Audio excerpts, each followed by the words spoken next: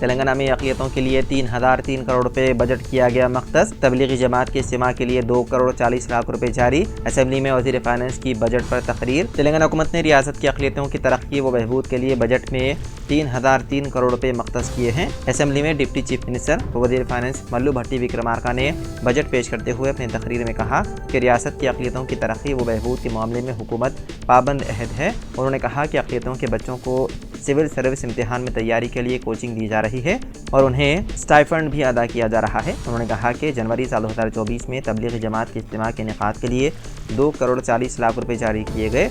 इस साल आदिमीन हज के इंतजामात बशमूल हज कैंप के इनेकाद के लिए इस महीने में 4 करोड़ 43 लाख मंजूर किए गए।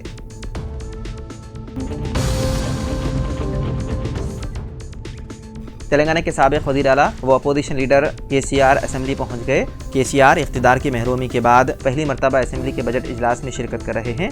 गुज़िश्ता साल दिसंबर में इक़्तिदार से महरूम होने के बाद BRS सरबराह KCR ने नए अरकान असेंबली को दिलाए गए हलफ बर्दारी तकरीब में भी शिरकत नहीं की थी। अलहदा तौर पर स्पीकर असेंबली के चैम्बर पहुँच कर हलफ लिया था। उसके बाद मुनक़िदा आउट ऑन अकाउंट बजट में भी गैर हाजिर रहे। असेंबली का जारिया बजट इजलास मंगल से शुरू हुआ, लेकिन 2 दिन भी KCR ने इजलास में शिरकत नहीं की। आज पहली मरतबा असेंबली इजलास में बजट पेश करने के मौके पर शरीक हुए।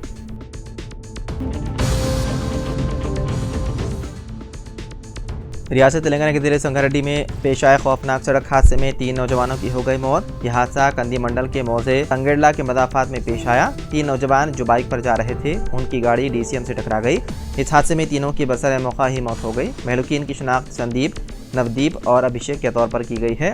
उनका ताल्लुक बलकल मंडल के किंगजी पेट से बताया गया है। पुलिस ने इस मामले में केस दर्ज करते हुए नाशों को बगैर पोस्टमार्टम सरकारी अस्पताल मुंतकिल कर दिया और इस सिलसिले में केस दर्ज करते हुए मसरूफ़ तहक़ीक़ात है।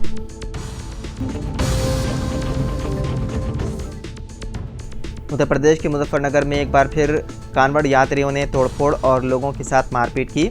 रिपोर्ट के मुताबिक मुजफ्फरनगर में दिल्ली देहरादून कौमी शाहरा 58 पर मंसूरपुर थाना इलाके में एक पेट्रोल पंप पर हंगामाराई की गई।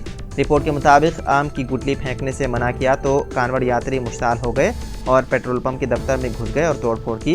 इतना ही नहीं, वहां मौजूद पंप के मुलाजिमीन को भी लाठियों से शदीद तौर पर ज़दोकोब किया। ज़ख्मी मुलाजिमीन को इलाज के लिए अस्पताल मुंतकिल कर दिया गया। हिंदुस्तानी महकमे मौसमियात ने हैदराबाद के लिए येलो अलर्ट जारी किया और रियासत में आज भारी बारिश की पेशन गोई की गई है। कल सबसे ज़्यादा बारिश आदिलाबाद जिले में 47 मिलीमीटर रिकॉर्ड की गई।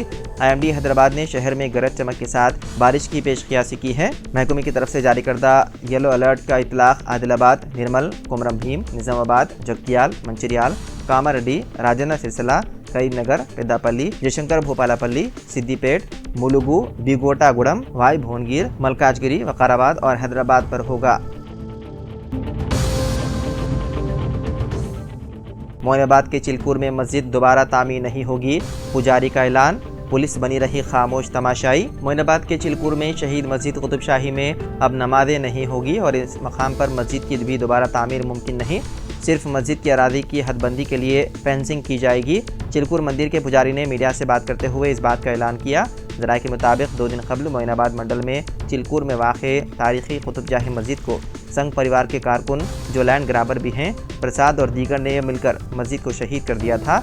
इस वाक़े की इत्तला पर वक्फ बोर्ड के अहदेदार और दीगर कायदीन की मुदाखलत के बाद मस्जिद की दोबारा तामीर का आगाज़ किया गया।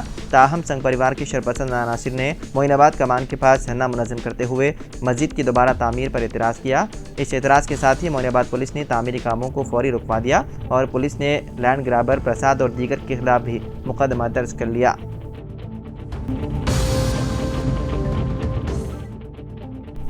वज़ीर आला रेवंत रेड्डी ने पुराने शहर में बरक़ी निज़ाम की जिम्मेदारी अडानी के हवाले करने की तरदीद करते हुए असेंबली और रियासत के अवाम को गुमराह करने का BRS के रुकन असेंबली KTR पर इल्ज़ाम आयद किया। KTR ने मरकज़ी बजट में तेलंगाना से हुई नाइंसाफ़ी पर मुबाहिस में हिस्सा लेते हुए पुराने शहर में बरक़ी निज़ाम की जिम्मेदारी खानगी इदारे यानी अडानी के हवाले करने की सख्त मुखालिफत की। रेवंत रेड्डी ने मुदाखलत करते हुए कहा कि असेंबली में जिम्मेदाराना बात करनी चाहिए। इदारे को खानगी शोबे के हवाले करने के कायदे कानून होते हैं। KTR ने कहा कि वज़ीर आला का बयान मीडिया में शाया हुआ है। वहीं नायब वज़ीर आला मल्लू भट्टी विक्रमार्का ने KTR का जवाब देते हुए कहा कि सरकारी तौर पर वज़ीर आला ने पुराने शहर में बरक़ी निज़ाम को अडानी के हवाले करने का कोई बयान नहीं दिया।